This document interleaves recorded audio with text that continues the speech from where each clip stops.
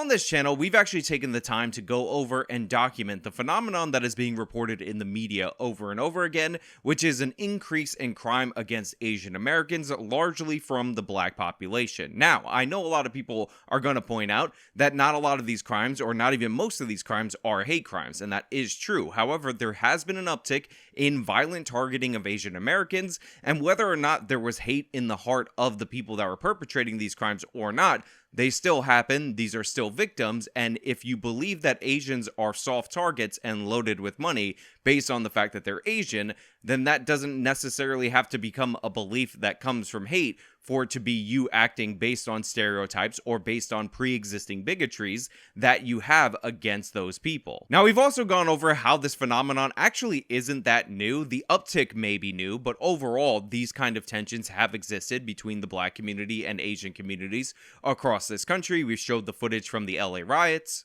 Why are we the victims?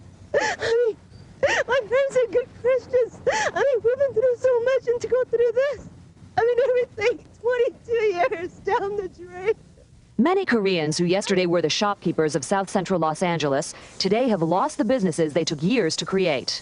What can I say? I don't have any word to say. This looks a comeback, John. George Huang woke this morning to find his mini mall burnt to the ground. A loss of $1.5 million and a lifetime of dreams and effort. I don't mind that. Whatever they need to take it out. But why they burn out the property? That's my question. 41 Korean businesses in South Central have been torched, dozens looted. In this overwhelmingly black and Hispanic area, Koreans own many of the small businesses. They're insular, they employ their own, they keep to themselves.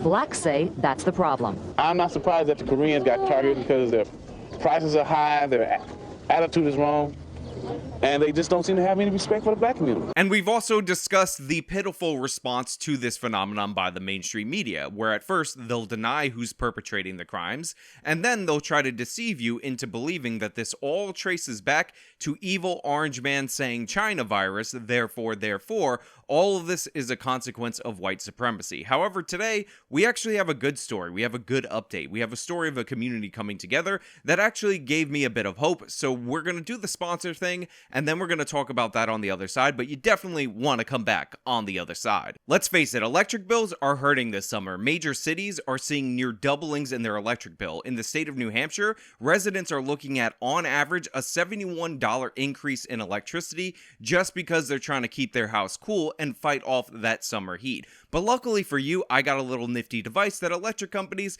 don't want you to worry about. It is this 4-in-1 air conditioner from Easy Summer Cool. Now, I like to use this thing on my desk while I'm working or on my end table right by my bed at night, and this helps cut down on my air conditioning usage, although I am told by people out there in the audience that it works at peak when the humidity is low. So if you're looking at that dry summer heat and you want something that adds a little moisture in order to cool down your environment, definitely go over to EasySummerCool.com.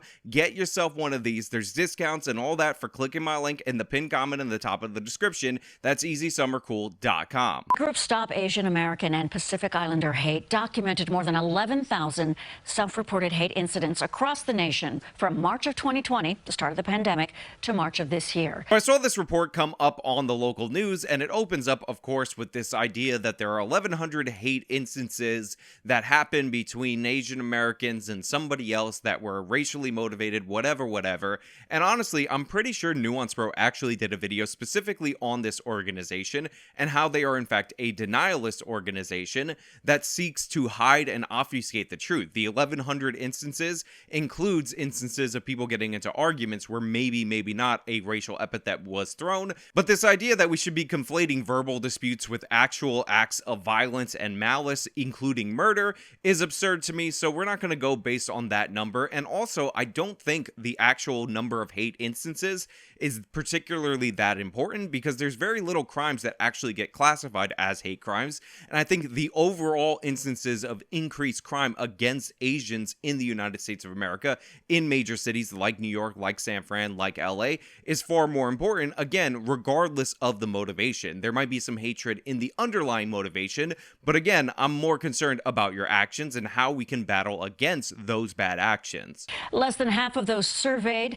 said they felt safe going out. 65% were worried about the safety of family members and elders.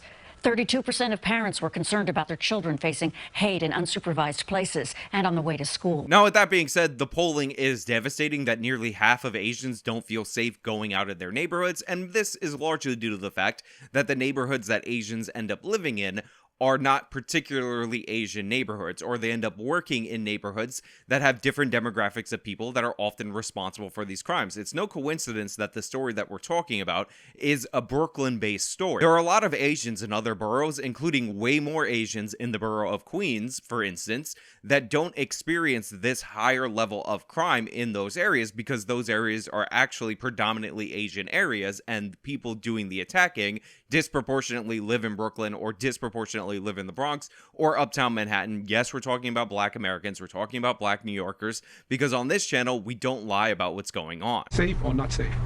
Not safe. Andy Lin, owner of this 99-cent store on Avenue U, says people have stolen coffee and other things in the past. A few doors down, Maggie Chen, owner of a nail salon, says hate crimes are also on people's minds. So what I love about this news story is that they desperately want to make this about hate crimes, but the people who actually live in the neighborhood, the people who are actually on the ground, know that this is about theft. This is about other instances of violent crimes. That's why it is described by the people that they're interviewing as an afterthought. Yes, they're worried about people who hate them based on the fact that they're Asian, but they're significantly more worried about the string of violent crimes, a lot of them violent robberies, and all the shoplifting and all these other issues that a lot of these people who are small business owners have to deal with that might ultimately end up ruining their financial future. A lot of people are very not nice to the Asian people. I think it should be, you need somebody to help. So she is right about this. There is a lot of needless, unnecessary rudeness and nastiness directed toward Asians in New York City and in other major metro areas. However, I do want to pause right here to point out that some of this rudeness is actually being reflected back to these Asian communities, not excusing it or anything like that, but it's a difference in customs that if you live amongst an Asian population, you will notice over time. And it's one of those things that the people who come from an Asian country have more about them than the people who are raised in the United States of America. And that is just the general attitude around politeness and manners. A perfect example of this is that I lived in a building for a very long time that had Asian landlords. They knew who I was, but they would almost never hold the door open for me. They would see me walking, and then they would go into the building, and then they would let the door close, and then I would have to break out my key, open the front door. You know, they wouldn't even leave it unlocked, which you could have easily done. Now, I'm not saying that this means that they deserve some hate or anything like that, but what I'm saying is that it is a different culture, and a lot of people don't realize that a lot of the respect and those kind of courtesies in Asian cultures go to elders, and this is one of the reasons why this might be expected of you, but you won't get a lot of it back. Now, over time, it tends to normalize, and like I said, it's not a thing amongst people who are raised in the United States of America because it is very much an American sense of politeness and courtesy, but this is something that people do notice about them, and I have heard other people remark on, and not a lot of people have the perspective of actually having a bunch of Asian friends and them explaining to you like why this is the way it is. That's where this group of volunteers comes in. As we speak, they are forming an Asian Community Watch Patrol group in the neighborhoods of Homecrest and Sheepshead Bay. Being a watch person can help lower the crime rate, to give them a warning, to tell them to stop. So I love this idea. If you're not going to get the help that you need from the NYPD, if you're not going to get the help that you need from Mayor Eric Adams, then why don't you form up your own watch to hopefully deter these crimes from happening? If you're walking around checking in on people, making your community stronger, I'm always going to be on board with it. As we speak, they are forming an Asian Community Watch Patrol group in the neighborhoods of Homecrest and Sheepshead Bay. And we also know one of the reasons why this is definitely a good idea is just the meme potential alone.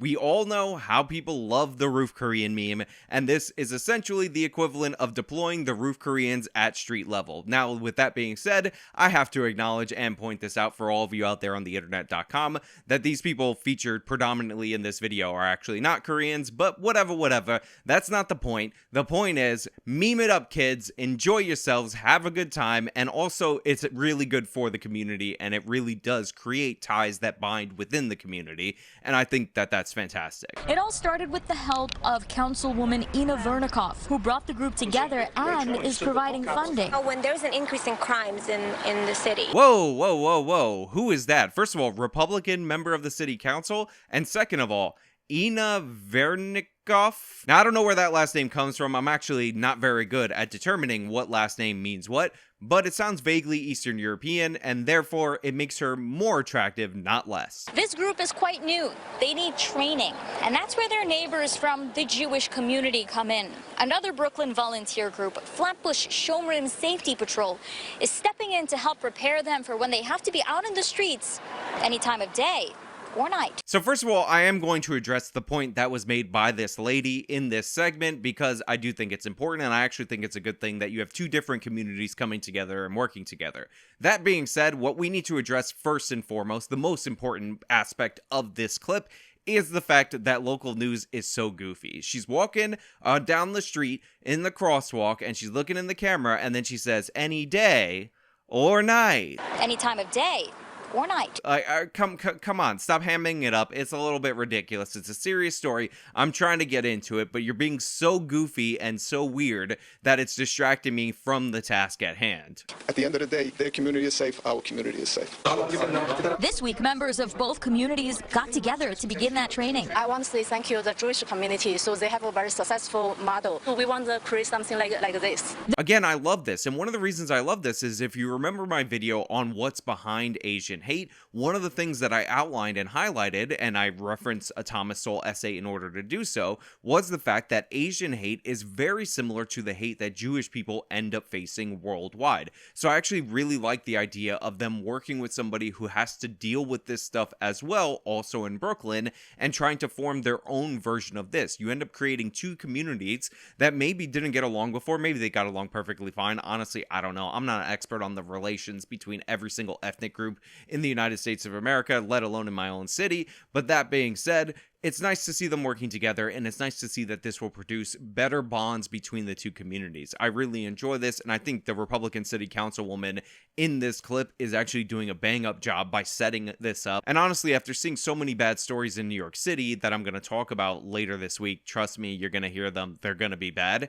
It's nice to see something positive, and it's nice to see people working together, coming together, and not waiting for the government to fix every problem when we know for a fact that the government is more interested in catering to criminals than actually defending the people that make this city run. The goal of this unarmed volunteer group is to have a visible presence to deter crime and to be the ones to call police if needed. Perpetrators, as we call them, they hide behind a cloak of anonymity. Once you strip that cloak away, they're going to think twice. Look, I gotta come clean to you guys right now. I gotta tell the truth. I gotta let you know why I'm actually doing this video, and it's actually because of Dewey Fong. And the reason I'm doing this video is because his accent is so mafioso New York Italian that it's unbelievable. When he was being cut to, I actually thought they were gonna cut to some veteran cop who had been on the force for 4 decades, who was gonna be a big guy, kind of look like Joey Diaz. I know Joey Diaz is Cuban, but then I saw his face and I was like, damn, that New York Brooklyn accent is so strong.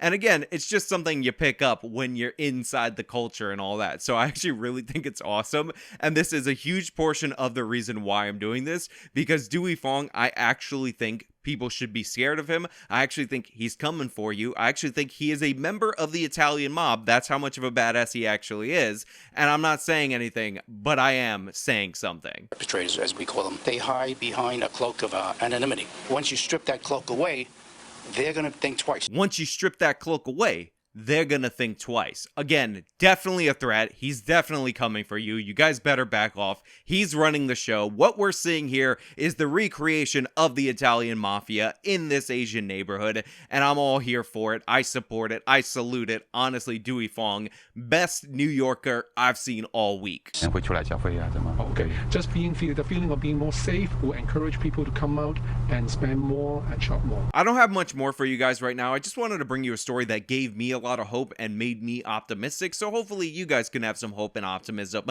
on your side, because there is a limit, and hopefully we reach the limit of what people are willing to tolerate in terms of crime a lot faster than we did when it peaked in the 80s and 90s, when crime was still significantly worse. We're definitely trending toward that direction, but this does not have to be our fate. It doesn't have to be that bad before people demand a reversal, and the fact that people are coming together and working together and realizing that they can form community bonds without the institutions put forward by the Democratic Party that is backing the criminals and not the everyday citizens, just makes me think that maybe we might be seeing the other side of this hopefully sometime in the next few years. But hey, those are just my thoughts. Let me know your thoughts down in the comments below. If you liked the video, you show them by leaving a like, subscribe for more content, follow me on all my social medias, support me via the support links in the description box of this video. This has been me talking about the Asian community police. Till next time.